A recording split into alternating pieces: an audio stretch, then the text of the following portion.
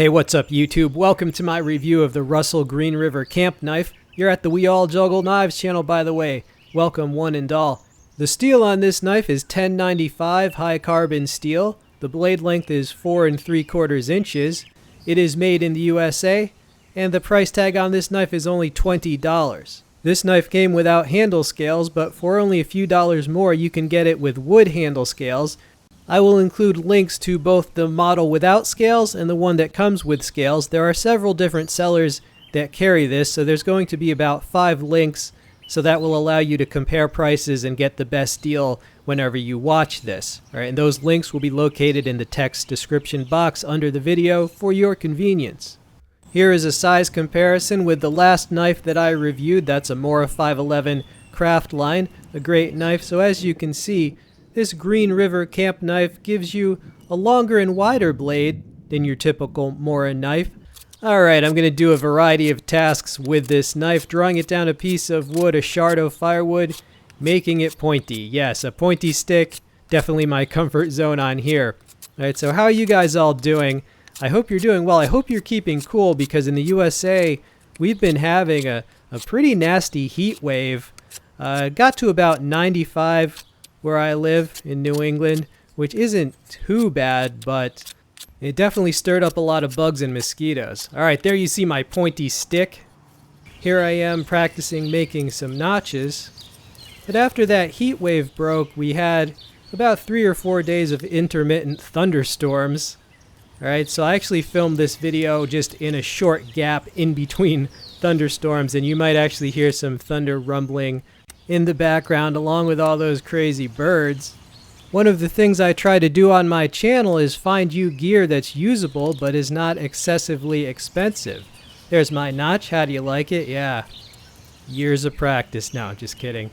There I am drilling a divot in that piece of firewood. But, you know, I'm an enthusiastic amateur, but I do my best to help you out. I'm a backyard banger. That's me. Alright, there's my divot. Alright, but when I saw this knife kicking around Amazon for $20, I thought it was definitely worth a closer look. Maybe help some people get a nice camp knife that won't break the bank. So this knife is doing pretty good, at least at just basic woodwork, but do you notice anything missing? Yeah, my gloves. I left them inside. However, don't worry, the iconic gloves will make an appearance later in the video.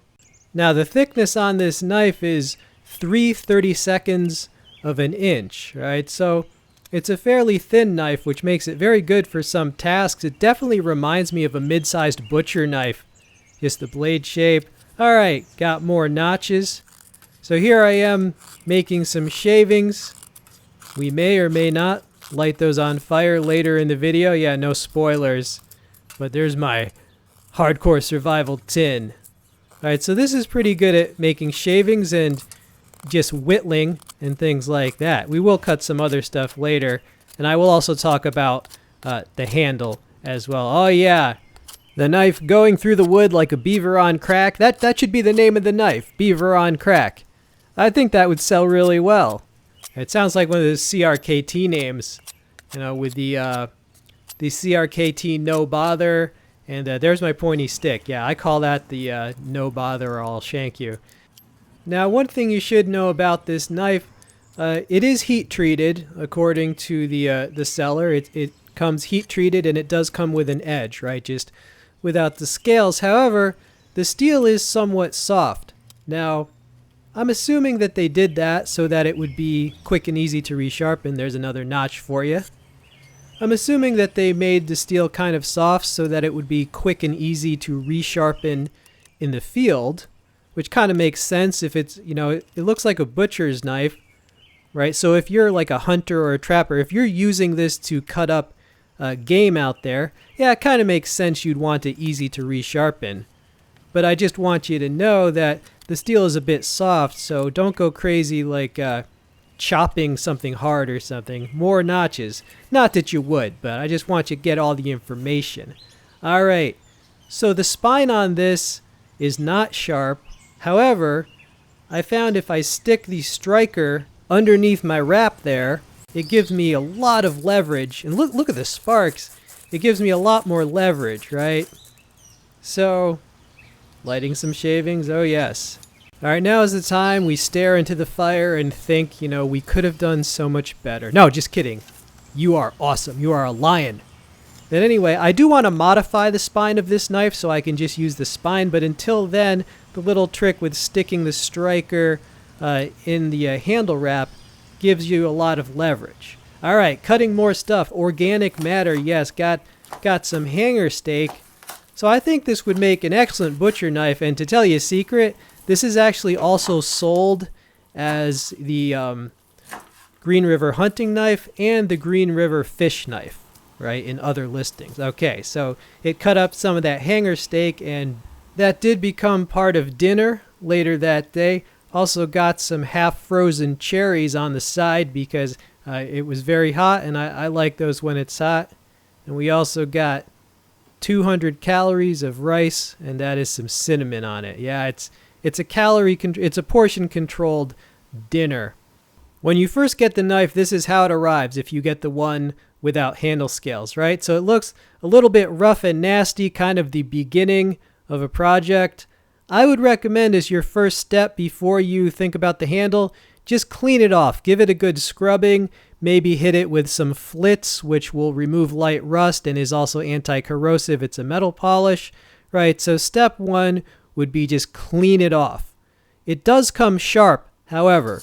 Behold, this is right out of the box without any touch-up.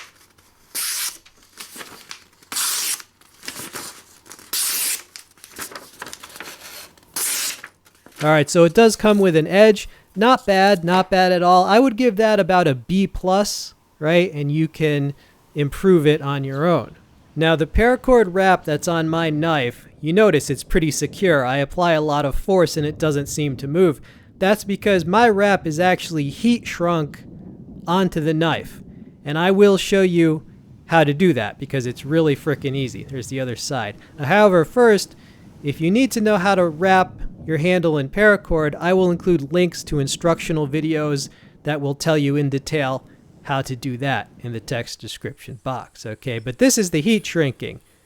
You boil some water, and the very hot water, just pour it into something. All right, this process is going to heat shrink your paracord onto your handle and just make it very secure, all right?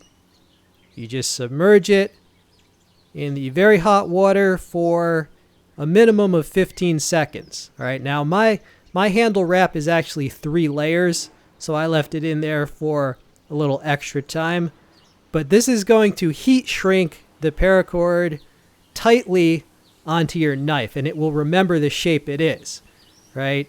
I learned this from YouTube, so I'm just passing it on. It's a very good trick. Now after that, dry it off completely. Put it in front of a fan and make sure it is completely dry. And when it is dry, it's gonna feel like it's epoxied. It's going to feel very stiff. It has memory, and it stiffens and heat shrinks, and it's very tight. And that's a great way to just make paracord wrap handles a lot more secure, right? So heat shrinking. Now this knife does not come with a sheath, but I was able to find just an old sheath that I had laying around. And it holds it in. It's slightly too long for the knife, but that's all right. It'll do. It holds it in very securely. It overlaps the handle, kind of like some of those BUSHCRAFT neck knife sheaths you'll see.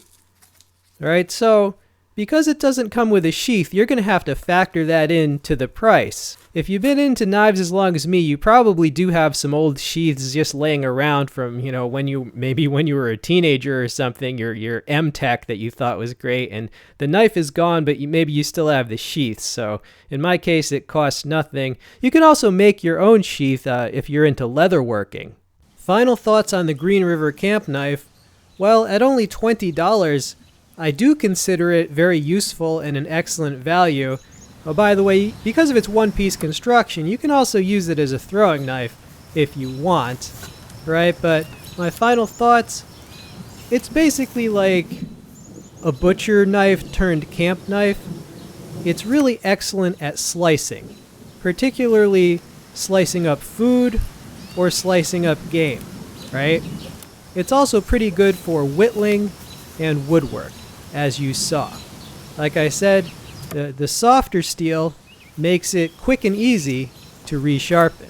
I would, however, be careful because it is fairly thin, so I'd be careful like as far as chopping through things or like pounding it through knots. I would definitely hesitate to use it for that, right? It's best for slicing and woodwork.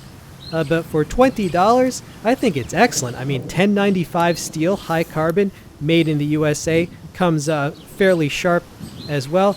I do think it is a good bargain, right? It is kind of, if you buy it without scales, it becomes like a little project, right? It does look a little just nasty right out of the box, but I mean, that's part of the fun, right? Clean it up. People put on like beautiful custom scales that they make, you know, woodworkers and so forth. So this is a fun little project knife, and when you consider the low price, I definitely recommend it. I'm glad I picked it up. I think it offers you a lot of utility and use for that bargain price. All right, so check out the links in the text description box if you want to pick one up. Those links do help the channel, and I really appreciate you using them. If you enjoy videos like this where the video maker demonstrates an item as he gives you information about it, feel free to subscribe if you haven't already done so. All right, hope you enjoyed the video. Stay tuned for more. This has been We All Juggle Knives. I'm out.